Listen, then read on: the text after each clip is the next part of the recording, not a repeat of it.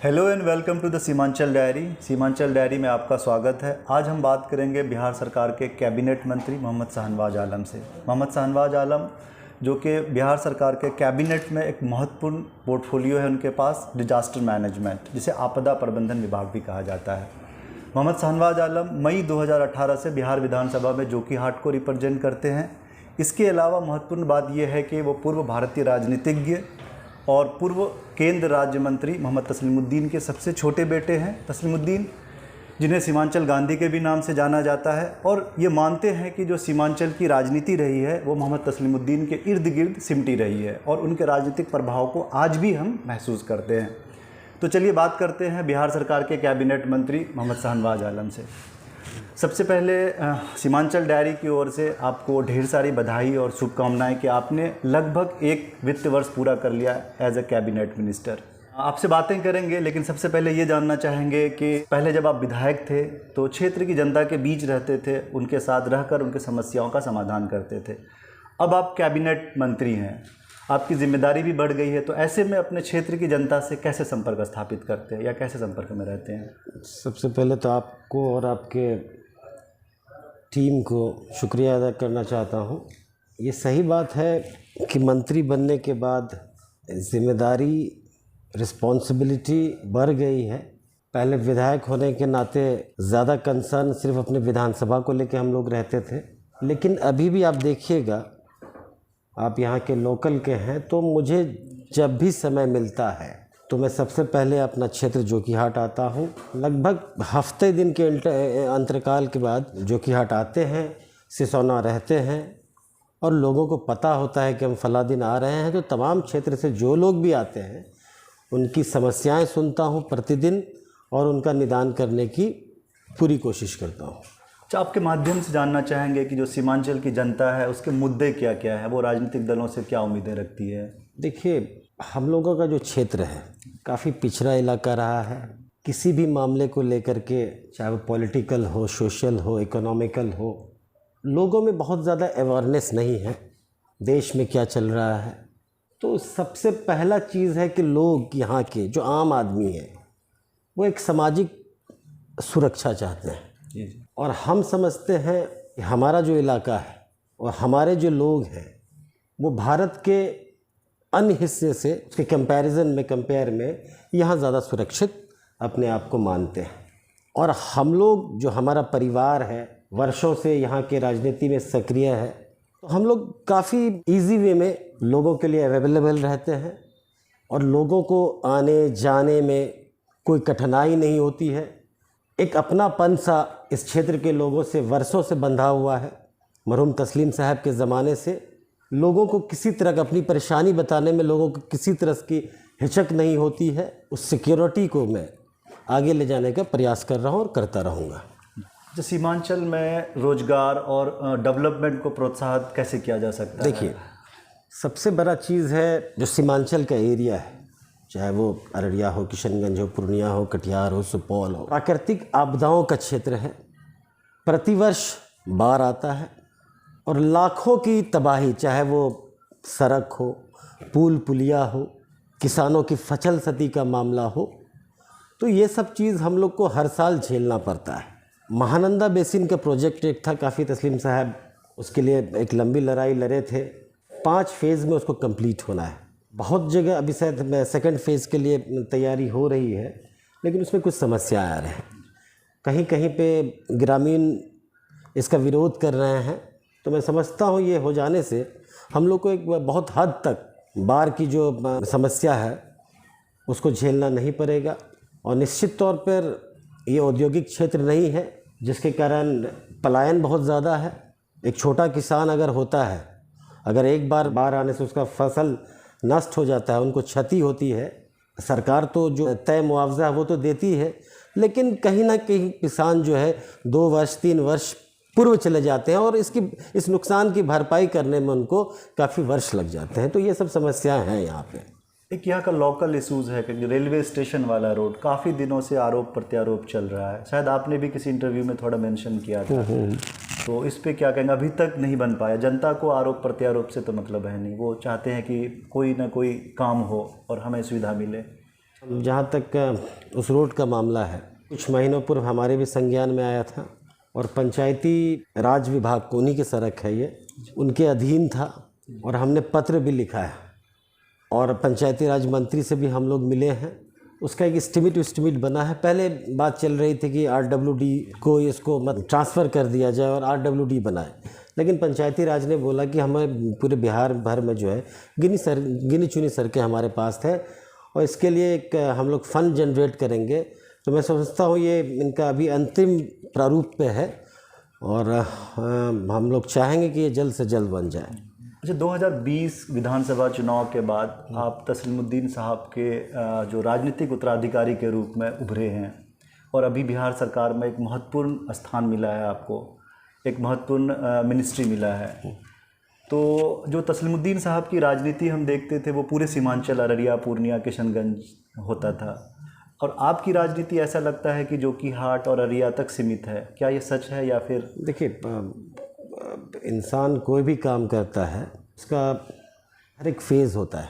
जहाँ तक हमारी राजनीतिक आयु की बात है, ये सही बात है कि मैं राजनीतिक परिवार से आता हूँ। तस्लीम साहब ने इस इलाके के लिए हमेशा खड़े रहे हैं, लेकिन हमारी राजनीतिक आयु जो है मात्र हम समझते हैं 5 वर्ष, भी एक टर्म जिसको बोलते हैं नहीं हुआ है अभी तक। पिछले टर्म में मैं करीब 2.5 साल रहे थे, अभी लगभग वही वर्ष में उतना ही समय पूरा हो रहा है। तो समय के हिसाब से आदमी का दायरा भी बढ़ता है, आदमी का जिम्मेदारी भी बढ़ता है। जब विधायक थे तो जोकी भर के लोग आते थे हमारे पास, हल्का फल्का अररिया से आते हैं। अब जब मंत्री के रूप में घर में बैठते हैं तो तमाम जगह के लोग आते हैं, आपको अररिया, फारबिसगंज, सिकटी, भागलपुर, तमाम लोग आते हैं और तमाम लोगों की समस्याओं का निष्पादन करने का प्रयास करते हैं।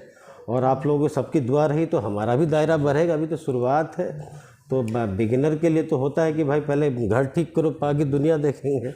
तो इस तरह का है। अब देखिए, एक चीज़, आपको राजनीतिक सफ़र के शुरुआत में ही इतना बड़ा पोजीशन मिल गया, क्या ये आपके परिवार का राजनीतिक कद के कारण या राजद में वापसी का इनाम है या फिर क्या कहेंगे आप?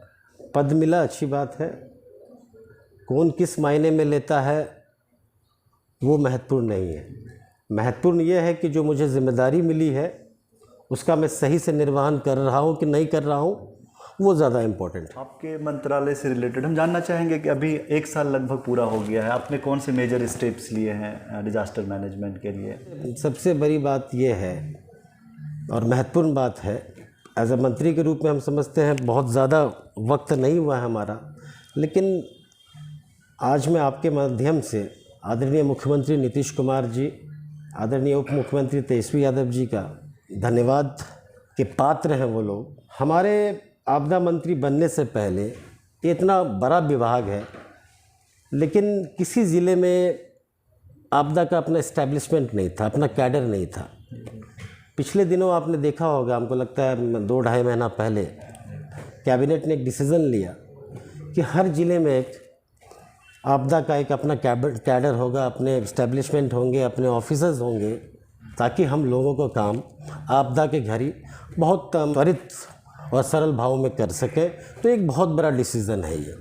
अब तक जो है सीओ के माध्यम से होता था या आपदा प्रभारी ज़िले में होते थे, उनको प्रभारी होते थे, 2-3 डिपार्टमेंट का उनको जिम्मेदारी मिला हुआ होता था। लेकिन अब जो है अपना कैडर होगा और उसके लिए पटना से ज़िले भर से लेकर के पटना तक जो भी बहाली की प्रोसेस है वो भी स्टार्ट हो गया है। तो एक इम्पॉर्टेंट चीज़ है। दूसरा है कि हर ज़िले में डिस्ट्रिक्ट इमरजेंसी रिस्पांस फैसिलिटी कम ट्रेनिंग सेंटर बनेगा। आपने देखा होगा या सुना होगा कि हर ज़िले में इस तरह का कोई भवन नहीं होता था जहाँ पे एसडीआरएफ के नौजवान या कोई आपदा के घड़ी यंत्र हो, इंस्ट्रूमेंट हो, वो रख रखाव कर सके हम लोग। तो पहले फेज में हम लोग जो है 18 ज़िलों को चयनित किए हैं जिसमें कि ये भवन बनने जा रहा है। अब अररिया की ही बात कर लीजिएगा, आप कोई घटना हो जाती थी तो सुनने में लगा 2 घंटा लग रहा है, 3 घंटा से लग रहा है, पूर्णिया से आ रहा है, कटिहार से आ रहा है। तो मैं समझता हूँ कि जब अररिया में लोग रहने लगेंगे या पूर्णिया में बन रहा है तो पूर्णिया में रहने लगेंगे, तो आपदा के घड़ी कोई डूब जाता है या कोई अप्रिय घटना होती है तो हम नौजवान जो है उचित समय में वहाँ पहुँच पाएंगे। एक तो वो भवन बन रहा है, अर्बन डिस्ट्रिक्ट में ये 10 करोड़ का है और छोटे ज़िलों में 8 करोड़ का है। अररिया के लिए भी टेंडर हो चुका है, पूर्णिया में तो हम समझते हैं वहाँ भी हो चुका है और मुख्यमंत्री इन सारे भवनों का शिलान्यास भी करेंगे। और हमारा जो एसडीआरएफ का हेडक्वार्टर है वो बिल्टा में है। एसडीआरएफ के तमाम लोग रहते हैं वहाँ पे, लेकिन उनके लिए कोई स्थायी इस्टेब्लिशमेंट नहीं था। हम लोग जा रहे हैं वहाँ पे, माननीय मुख्यमंत्री जी रहेंगे और उनके कर कमलों द्वारा 287 करोड़ की लागत से एसडीआरएफ हेडक्वार्टर का रहने का 25 एकड़ की भूमि में हम लोग शिलान्यास करने जाएंगे। तो ये सारी चीज़ें हैं। और हमेशा आदरणीय नीतीश कुमार जी कहा करते हैं कि जो सरकार की राशि है उसमें पहला हक आपदा पीड़ितों का है। उसके तहत हम लोग का प्रयास रहता है कि आपदा के घड़ी जो भी सहायता है, जो तय मुआवजा है, हम लोग ससमय और सरल भावों में लोगों को देने का प्रयास करते हैं। ये सारी चीज़ें हैं, उपलब्धियां हैं। अभी आपने कुछ दिनों पहले देखा होगा ओलावृष्टि हुई थी 6 जिलों में। वहाँ हम लोगों ने कृषि विभाग के माध्यम से जो मुआवजा था सबको बैंकों में पहुँचा दिया। तो ये सब चीज़ें हैं। कोविड-19 के बाद डिजास्टर मैनेजमेंट काफ़ी चुनौती भरा लगता है, तो आपको व्यक्तिगत रूप से एज ए मिनिस्टर कोई चुनौती का सामना करना पड़ा कभी अभी? नहीं, देखिए कोविड की जहाँ तक बात है तो हम लोग तो अपडेट लेते रहते थे। एक पूरा सेंटर है, रूम है जहाँ से सारा मॉनिटर होता है, तो वहाँ पे क्या स्थिति है, क्या पोजीशन है, तो वो चीज़ होता है। चाहे आप वेदर का लेके ले लीजिए, मौसम कैसा है, कैसा होने वाला है, वर्षा होने वाला है, गर्मी होने वाला है, ये सब चीज़ हम लोग अपडेट करते हैं। इन दिनों जो है आपने देखा होगा वज्रपात से काफ़ी लोगों की मृत्यु हो रही है, तो हम लोग इसमें जहाँ पे भी होने वाला होता है 2 घंटा 4 घंटा पूर्व जो है लोगों को जो है SMS के माध्यम से हम लोग जानकारी देते हैं कि आपके भाई इतना समय में आपके यहाँ वज्रपात होने वाला है। और कोविड की जो घटनाएं हुई, सरकार ने सबको मुआवजा भी लगभग दे ही दिया है सबको। तो ये सारी चीज़ें हैं। आप देश और राज्य के नेता हैं, एक बड़े नेता हैं, और आपका ओपिनियन जो है देश में जितनी भी घटना होती है उस पर मैटर करता है, कहीं ना कहीं बहुत महत्वपूर्ण होता है। अभी जो जम्मू एंड कश्मीर का एक्स गवर्नर है उसका स्टेटमेंट आया है पुलवामा अटैक में, जिसमें कि गवर्नमेंट फेल्योर या होम मिनिस्ट्री का फेल्योर बताया जा रहा है। इस पर आप क्या कहेंगे? देखिए, निश्चित तौर पर देश जो है बुरा दौर से गुज़र रहा है। तमाम चीज़ें जो सरकार की हैं उन पे उंगली उठ रही है। लोग सवालिया नज़र से देख रहे हैं, शक भरी निगाह से देख रहे हैं, चाहे ED हो, CBI हो या इस तरह के जितने भी चीज़ें हैं। और जहाँ तक सतपाल जी की बात है, वो पूर्व गवर्नर है। इतने महत्वपूर्ण पद में रहने वाले लोग इतने गंभीर आरोप लगा रहे हैं, तो इसकी जांच होनी चाहिए और सच्चाई क्या है वो तमाम भारतीयों को जानने का हक। अभी रिसेंटली होम मिनिस्टर का विजिट हुआ था पूर्णिया के सीमावर्ती इलाकों में। उन्होंने शायद एक र्यूमर हुआ था कि जो सीमावर्ती इलाका है उसे यूनियन टेरिटरी बनाया जाएगा। क्या कहेंगे आप? सवाल वो नहीं है। सवाल ये है कि लगभग 10 वर्षों से भारत में BJP का शासन है और इन 2 टर्मों में चाहे BJP की सरकार हो, चाहे भारत के गृह मंत्री हो, उनको सीमांचल की याद नहीं आती है। अच्छी बात है, भारत के गृह मंत्री हैं, आए सीमांचल। हम तमाम सीमांचल वासियों को बड़ी और आस और उम्मीद थी। यहाँ जो बाढ़ की समस्या है उसका कोई परमानेंट सॉल्यूशन की बात करेंगे। पलायन यहाँ की सबसे बड़ी समस्या है, यहाँ पे कुछ इंडस्ट्रीज़ लगाने की बात करेंगे। कुछ स्पेशल पैकेज जो सीमांचल हर मामले में पिछड़ा है उसको देने की बात करेंगे। लेकिन जहाँ भी वो जाते हैं कुछ न कुछ ऐसा शगुफा लोग छोड़ देते हैं, या उनके लोग छोड़ देते हैं, या उनके मदद करने वाले लोग छोड़ देते हैं कि जो आम आदमी है वो अपने आप को डरा, सहमा, असहज महसूस करता है। और जहाँ तक केंद्र शासित राज्य बनाने की बात है तो हम लोग तो इसका विरोध करेंगे। हम लोग तो बिहार के लोग हैं, यही हमारी मिट्टी है, हम लोग खुश हैं और यहाँ के अवाम भी खुश है। अब हम आपसे कुछ नॉन पॉलिटिकल बातें करेंगे। एक कैबिनेट मंत्री को अपने परिवार के लिए कितना टाइम मिलता है? देखिए, प्रयास तो रहता ही है कि परिवार के लिए समय निकालें। और घर में हमारी अम्मी हैं, वाइफ है, 2 छोटे बच्चे हैं, तो जब भी समय मिलता है तो उनको देने का प्रयास करता हूँ। जो भी समय निकलता है प्रयास रहता है कि उनको दूँ। आपको पॉलिटिक्स के अलावा और भी कोई इंटरेस्ट है? देखिए, हम लोग का जो पालन पोषण हुआ है इसी माहौल में हुआ है। तो बचपन से जब से होश संभाला या लोगों चीज़ों की समझ हुई, इसी माहौल को देखा हूँ, इसी माहौल में पला बड़ा हूँ। एक काफ़ी लंबा समय पढ़ाई के बाद भी हम अपने फादर के साथ रहे हैं, तो बहुत ज़्यादा चीज़ें में इंटरेस्ट तो नहीं है, लेकिन जो भी खाली समय मिलता है परिवार के साथ बिताता हूँ। या इतने बड़े कद्दावर नेता से आपको क्या कुछ सीखने को मिला? ऐसा क्या कुछ यादें हैं उनसे जुड़ी हुई, सीमांचल गांधी से? देखिए, उन्हीं के कार्यों को देख करके और उन्हीं के बताए हुए रास्ते पे चलने का एक सच्चा और सार्थक प्रयास करता हूँ।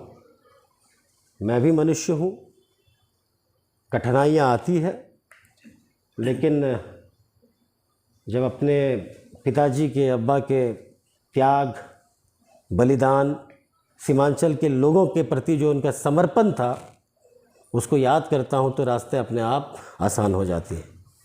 आपने यूनिवर्सिटी ऑफ दिल्ली से ग्रेजुएशन किया है, फिर भारतीय विद्यापीठ पुणे से आपने लॉ किया है। तो अभी देश में ऐसा माहौल है, बहुत जगह फर्जी इनकाउंटर हो रहा है या एक्स्ट्रा जुडिशियल किलिंग, इस पर कोई ओपिनियन है आपका? तब तो कहे, आपको पहले भी कहे ना, देश बड़ा दौर से गुजर रहा है, बहुत बुरा दौर से गुजर रहा है। हर जगह लोग इनसिक्योर फील कर रहे हैं।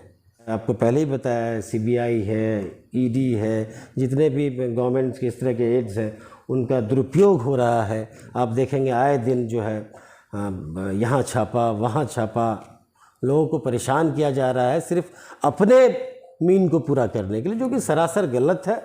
तो खैर, चीज़ें बदलेंगी, हम लोग को तो पॉजिटिव उम्मीद करते हैं हम लोग। अच्छा, हमने मतलब जब मैं मिल रहा था आपके गांव के लोगों से, कुछ आपसे जुड़ी कुछ यादें, तो पता चला कि आप कभी तालाब में डूब रहे थे, गांव वाले ने आपको बचाया, ये आपकी सेकंड लाइफ है। इस एक्सपीरियंस, इस घटना के बारे में आप क्या कहेंगे? छोटा थे काफ़ी, तो हमारे घर के सामने एक पोखर है जी जी, तो एक आम का पेड़ था, तो ऐसे था वो आम का पेड़, हम लोग उसको पकड़ के, कुछ आम रहा होगा, ठीक से याद नहीं है, लेकिन सही बात है, पर जुमा का दिन था शायद, मैं उसमें डूब गया था और लोगों ने मशक्क़त करके बाहर निकाला। काफ़ी लंबा समय बाद होश आया। वहाँ पे एक बिहार शरीफ के उस ज़माने में हमारे घर पे दरवाजे पे एक डॉक्टर साहब रहते थे, यूनानी डॉक्टर। उन्होंने काफ़ी जो होम रेमेडी हो सकता है जब कोई पानी से बाहर निकल के आता है, उनका प्रयास किया। और लोग, गांव वाले जैसे बताते हैं, बड़े बुजुर्ग नाउम्मीद हो चुके थे, लेकिन शुक्र है बड़ों का, ऊपर वालों का, कि आज आपके सामने हूँ।